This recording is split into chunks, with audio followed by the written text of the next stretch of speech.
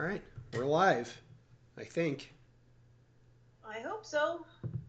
Been trying to be for the past 15 minutes, so Yeah, hopefully better late than ever. well, we'll find out here soon enough. All right. Well, again, I'm Erin Ogden. That is All the right, top of we're Jeff live, Glazer's head. I think. I hope so. And that's us hearing ourselves. Awesome. Well, that worked. Fabulous. So, Jeff, now that you've gotten that figured out, what are you drinking?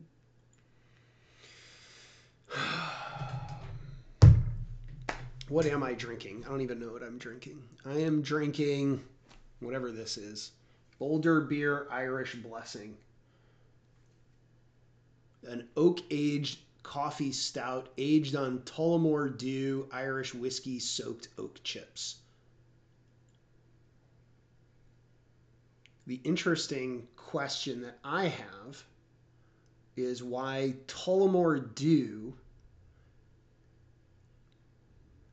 is an anagram or is a acronym rather, because it says Tullamore D.E.W Irish whiskey soaked oak chips, and it's Tullamore D.E.W.TM. Okay. So I don't know why DEW is an acronym. What do we think that's an Would be acronym for? not necessarily an acronym, but I don't know. We should look up. I am drinking a uh, apple cider sangria that I made some home diffused roasted pecan vodka Sounds from, fancy. that's how I roll.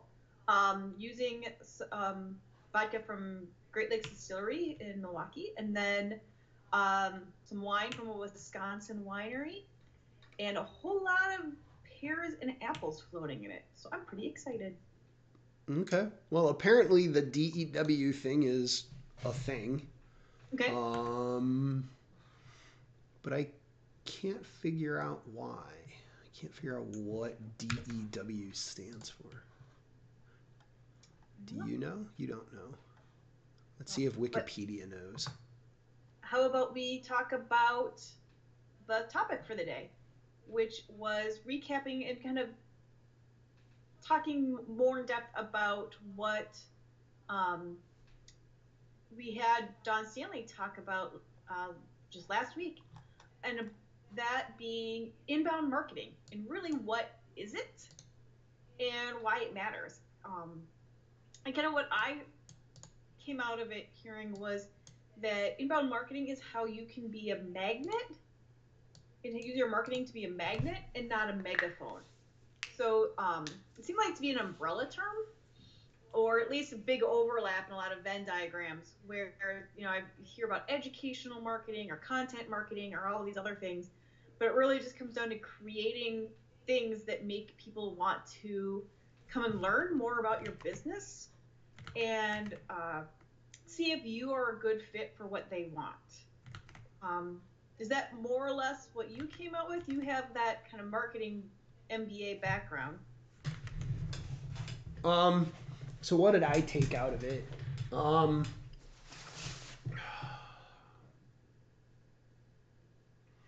I don't know. I'm not convinced.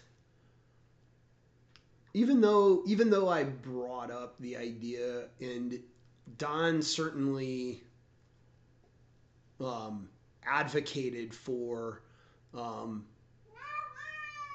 a strong sense of inbound marketing, as sort of content creation and um, this idea that we talked about with content neutral um, marketing. Um, I, one of the big concerns that I have about all of it is that it's very expensive. Um, and I wonder if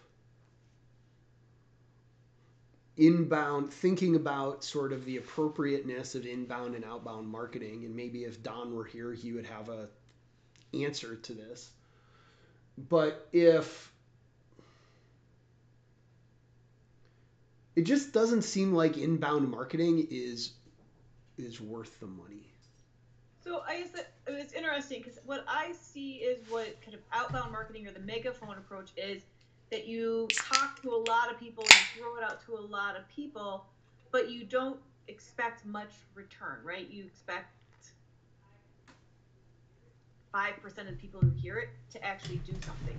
Whereas it feels like if you're doing inbound marketing, you're talking to way fewer people, but the conversion rate is higher. And when people say this is me, they embrace it more. And so I feel like maybe it's more expensive, but and I'm not sure that it is because depending on how you're doing it, but it's certainly I would bet you see doing it right, the conversion rate is much higher. So I guess I'd be interested to think about it that way.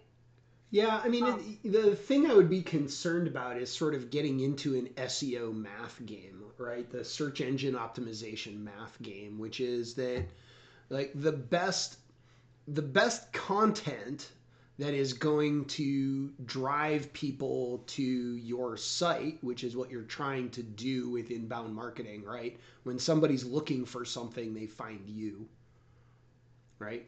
Requires um, requires some level of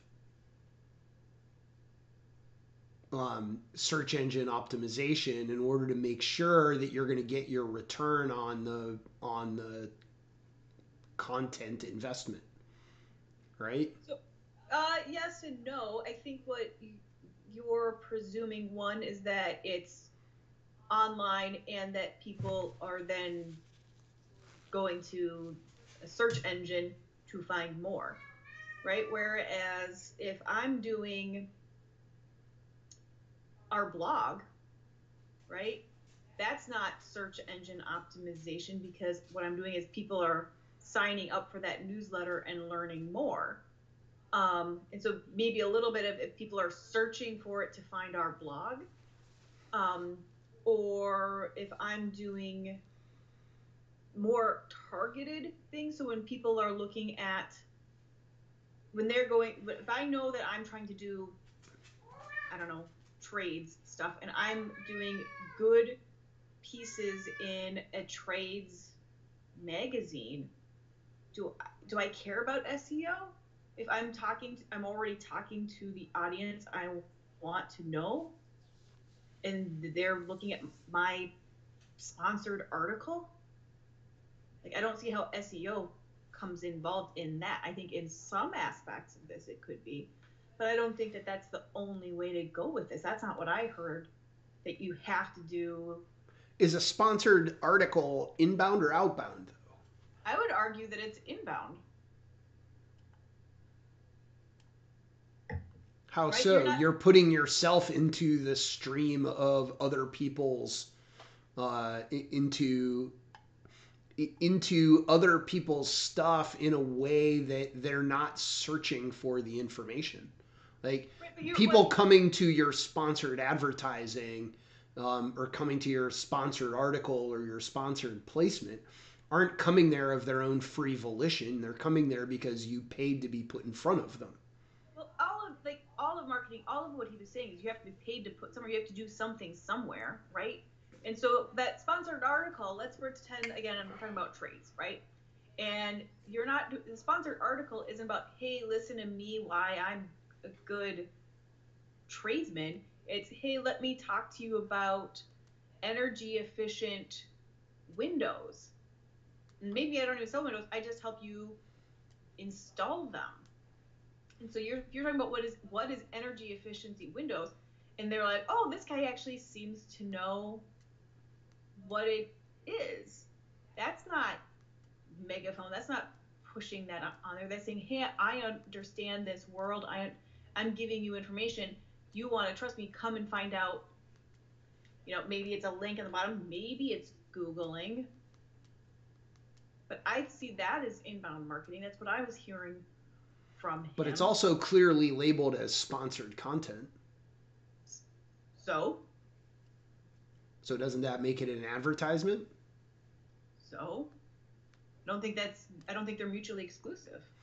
But don't you think that people would put less import on the information that you're reading if it's sponsored content? In other words, I'm going to treat content that's labeled as sponsored content as not as good of content as so yes, I think an article in a magazine that I'm going to read. Right? So let's compare and contrast, right? Sponsored content versus like responding to Haro, help a reporter out, and getting into that versus having someone call you and ask you for your specialty. Each of those, I think you step up the level of trust, but I don't think that means that because you paid for it, it's not inbound marketing. I think it's just, and this is something that I wanted to talk about, is that I think a lot of inbound marketing is building trust. And how do you have, when people see that, they're thinking, oh, I understand what this company is. I understand that I'm kind of part of that. And yeah, I think that inbound marketing, the needle doesn't move as much if it's a sponsored content versus non-sponsored content. But I don't think it means that it doesn't move at all. Right? Your thing that you were talking about, the Patagonia, I guarantee you they paid to have that placed somewhere. Well, the content I was talking about was on it's on their website. Well, I bet they put that somewhere other than their website, right?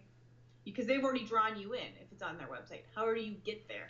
Well, but search engine optimization gets people there so that when I search for, mountain climbing or whatever, that one of their articles shows up. I think that is a very, very, very narrow definition of inbound marketing. That is search engine optimization. How do you get better search engine optimization? I don't think that is the only thing that is inbound marketing. I guess my question about it is I just wonder how much the two are inextricably intertwined, right? That it seems to me that inbound marketing is just a fancy name for search engine optimization, and that those that are better at search engine optimization are going to be better at inbound marketing than those who aren't as good at search engine optimization, for example. So I think, for my theory, my thoughts on that are, no, it's just not a fancy name. That yes, if you do better search engine optimization, more people are going to find your website. But that's true whether it's inbound, outbound, or whatever, right? Search engine optimization can be really helpful, but I don't think that that's the only thing that inbound is. I don't think you have to have that. And one thing that I thought was really interesting about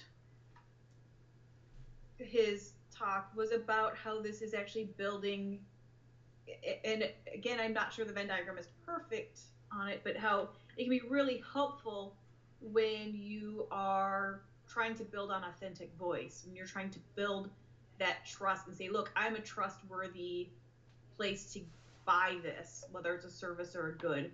And you can tell that because of these other things. And then, so I saw kind of two things. One was the building trust in getting to know you, and then in getting to feel like I can buy from you, I want to buy from you. And then the other thing was the building of the community. And so the client base as community, and part of it is they recognize themselves as part of your crowd, but also recognizing each other as part of, oh, you're a Patagonia person, or oh, you're a Boulder beer person. Right. So I saw you're the kind of person that wears brown pants and a white polo shirt. You're a Nazi. I think you're going off the rails, Jeff. So let's stay on the rails. Well, I mean that's community too, right? White Izods. If you're wearing a white Izod, isn't that the lesson learned that if you wear a white Izod that you're a white nationalist? I, I think there's a lot of community building that can happen. I do not want to get onto that particular thing, so let's leave that alone. Um, but I don't think that if you're looking at inbound marketing, it's how do we get people to recognize that you are a trusted source, that they want to buy from you, that they want to be part of what you're building, is necessarily because you hinging only on search engine optimization. I certainly don't think that they are equivalent. But I also saw it as inbound for everyone. I think it could be, but I think if you're going to do it, you have to know who you are first, right? You can't say this is what we are and this is why you want to work with us if you don't know who it is. Kind of if you try to be everything for everyone, you're nothing to anybody. Right. So I think in order to build that trust, in order to build that community, in order to be a magnet, you have to know what it is that you're trying to attract and why those people would want to be for you, right? So if you aren't clear as to who you are and who your client is, I think it's a waste of money, right? It doesn't matter what your search engine optimization is if it's everything. If your top thing for search engine optimization is they're looking for your competitor.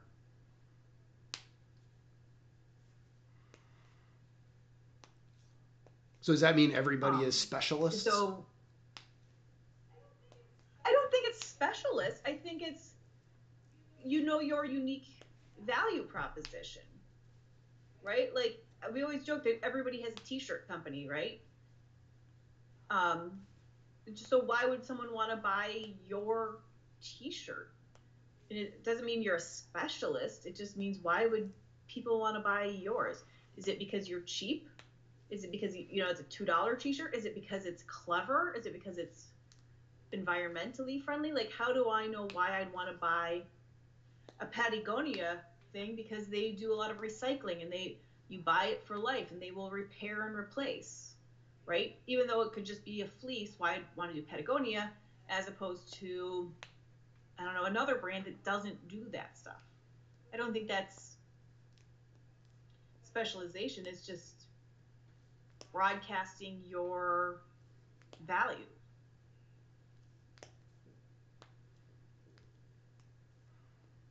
So one of the things I've been talking to other people about this week on different Zoom chats is I thought it was really interesting about this conversation because it seems like this whole theory of broadcasting your company's values and building a community and all that stuff it's kind of new, right? Like this doesn't sound like how corporations spoke in the 80s. I mean, I was young in the 80s, so I wasn't in corporations. Maybe they were. But it feels like it's an evolution or a change on how companies are trying to interact with their customers. Maybe. I mean, wasn't it Coca-Cola that had the Indian crying because people were littering the universe with empty Coca-Cola bottles or whatever? But I'm not sure that they followed up with that, considering they were like the number one plastic litter producer in like the world. Yeah, but I mean, I think that's I mean, honestly, my recollection of this moment in history is that was sort of the point, was that they were trying to appeal to people that were environmentally friendly, right? They were trying to show themselves as being part of the community of people that cared about the environment. Look, here we are. There's lots of waste that's occurring in the world, and we're certainly one of them. But we recognize the problem, and we're trying to do something about it. So you should keep buying our stuff. But so I think they were trying to, however unsuccessfully or successfully, say that something about that. I'm not sure that they were looking at it as this is the community, this is the value statement, but and they certainly didn't stick with it. Whereas I think at Patagonia, and I know we keep coming back to this, but it's because I think that they're a company that has been really doing it a lot lately, where they're like, this is our company's, this is our approach, and if you don't like it, then you are not our customer. Like, I don't think that Coca-Cola has ever said, if you don't like this, then you are not our customer, right? Whereas Patagonia has definitely sent that message. Yeah, I mean, but I mean, even thinking back to like, the Winston-Salem or the Marlboro cigarette ads, right? If you're cool, then you're one of us, right? If So you're for if sure, you're rugged and like the outdoors and you want a cigarette, you should smoke Marlboros. that I mean, isn't that the community whole identity? the whole brand identity thing is certainly not new. That's very true. There has always been a, the going to sticking with the cigarette ads for those are old enough remembering the Virginia Slims ads, Right, of course. right? Like that definitely is not a new concept. But this whole company has values and should stand up for things seems relatively new, right? And not new isn't just this year, but like taking a stand on societal things, taking a stand on stuff seems relatively new that companies are willing to embrace it and then willing to market on it. And it seems like that's kind of a new thing. And some of that's done through outbound marketing, some of that's done through inbound marketing, right? Like the commercial Campbell soup commercials on TV showing a bunch of different families, and that a family doesn't have to mean husband, wife, 2.5 kids, is certainly transmitting that message about who they think their customer is, but isn't Yeah. inbound. Yeah, I mean, I actually think that because of this conversation, I actually think that you know Don certainly hit on a lot of the community aspects of inbound marketing and the reducing having sort of this virtue signaling component of inbound marketing. And I actually don't know that I agree with Don that that's a core I don't think he would say feature that. I don't think of he'd say that it inbound has to be. marketing. I think that's what he preaches, but I think it doesn't have to be. Yeah, I don't know. I'm just not convinced that it's necessarily inherent even to the category of inbound marketing, right? I mean, I certainly agree that the first half of our conversation, the first part of this was sort of about reduction of information costs, right? Yep. People want to go out and they want to search for information about a particular product or more particularly about a class of products, right? I want to know more. The example we used was record players, right? And I want to know more about record players. So, as a record player manufacturer, you post information to the web that's like, oh, these are the important features that you would want to know in a record player, right? Or these are the kind of important things that you might want to think about when searching for record players, right? It helps reduce the search costs. um, but I don't know necessarily that that kind of material necessarily has to engender community, right? Just No. because I'm the kind of person that wants to buy a record player doesn't mean I'm in the you know hipsters record collector category of people, right? Or that I even want to be part of that community.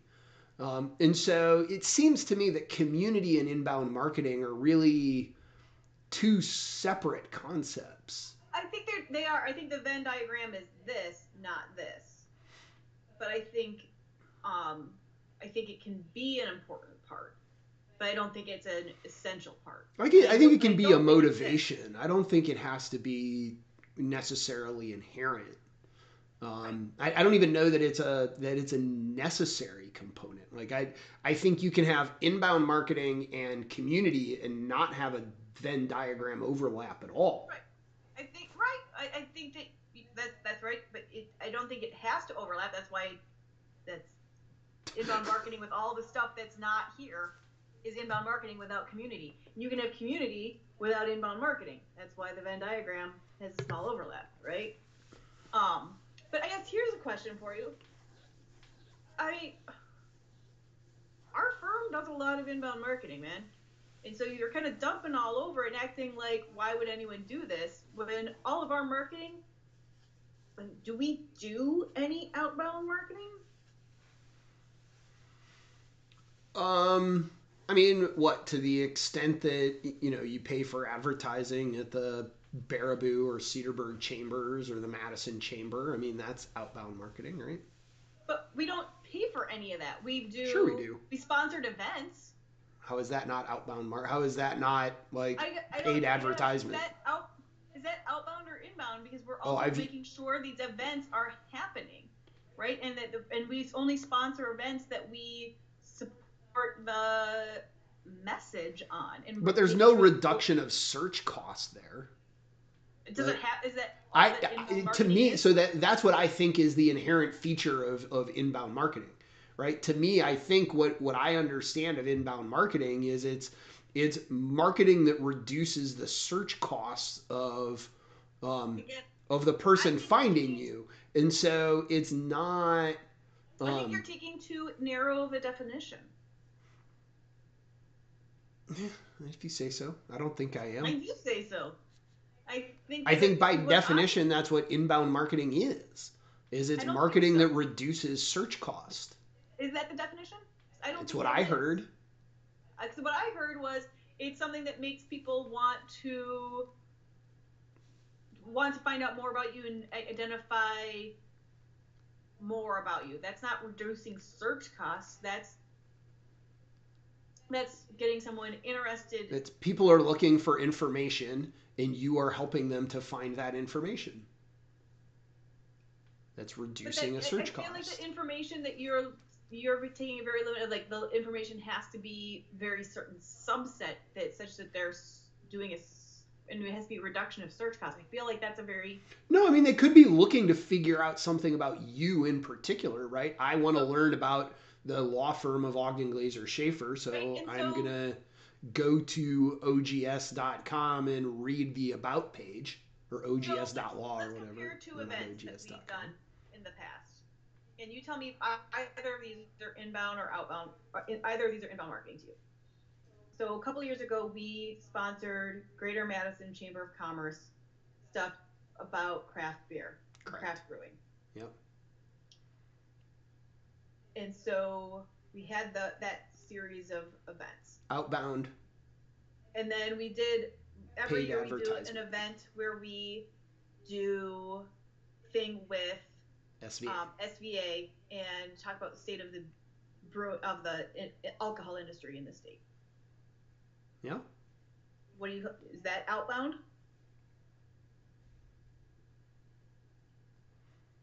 No, I think that's inbound because you're reducing search costs, right? People have information and you're helping them to get more information. So I would argue that And the they're coming to GMC you to find that information. I would argue that GMCC things are reducing search costs because if they're saying I want to know a law firm that knows about beer and about breweries, I want to know something about that. Aren't those GMCC events doing that? I mean, okay. I mean, to take your point, which is that um, if we hadn't paid for the sponsorship, then we wouldn't. I wouldn't have been the person standing in front of the room talking, Right? And we wouldn't right? have had our logo and names and stuff go out as GMCC was advertising, which is a bit outbound, Yeah, right? but I view the sponsorship piece of that is purely outbound. The talking piece of it has characteristics of inbound, although I'll be honest, nobody was there to listen to me blather. Everybody was there for some alternative reason, which was to drink beer and talk to each other and network, right? They weren't there to reduce search costs. They were there to drink beer. And we facilitated that by paying advertising money to an organization that provided beer to people. So that is, I would view the chamber event, for example, as purely outbound marketing. It's purely, that is, we paid for advertisement, we paid to be put in front of people, and we were put in front of people. Whereas the SVA thing it has, I think, more features of inbound marketing because it's purely an opt-in, right? It's purely we're coming here for information, right? That you're going to get information. There's no obligation, and there's really not even a ton of external advertising that happens during that event. But it's um, it's informational, right? It's designed to reduce search costs, and we I don't present think it. it's designed as a research. I don't see that as designed to reduce search costs, but I I do do. think it's an inbound marketing event. I do. But If I don't. people want to know about these particular things, then they can come and learn about those things, right? And it turns out that that's relevant to a subset of people, right? Breweries, wineries, distilleries, etc. Um, so I think that's more in line with the sort of function of inbound marketing.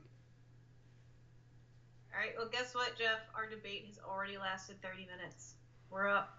Is there any news that you want, or things that, as a last bit, or tools that you're into this week? Yes, I do have one last bit of news, and it relates to Tullamore Dew. Okay. What is it? The whiskey was originally produced in Tullamore County, Offaly, Ireland, at the old Tullamore Distillery, which was established in 1829. Its name is derived from the initials of Daniel E. Williams, D.E.W., a general manager and later owner of the original distillery. There it is. So there you go. That's the D.E.W. of Tullamore Dew. Is How can we Daniel E. Williams is the D.E.W. how can we top that? So there All you right. go. There's the news. Thanks so much. All right. See you all in 2 weeks, December 3rd. We are talking with Trisha Perkins and Jane Clark about what's the deal when shit hits the fan with employees. I love it. I can't wait to talk to them. Awesome. They're going to be a ton of fun. They are. They're always fun. All All right. right. Thanks.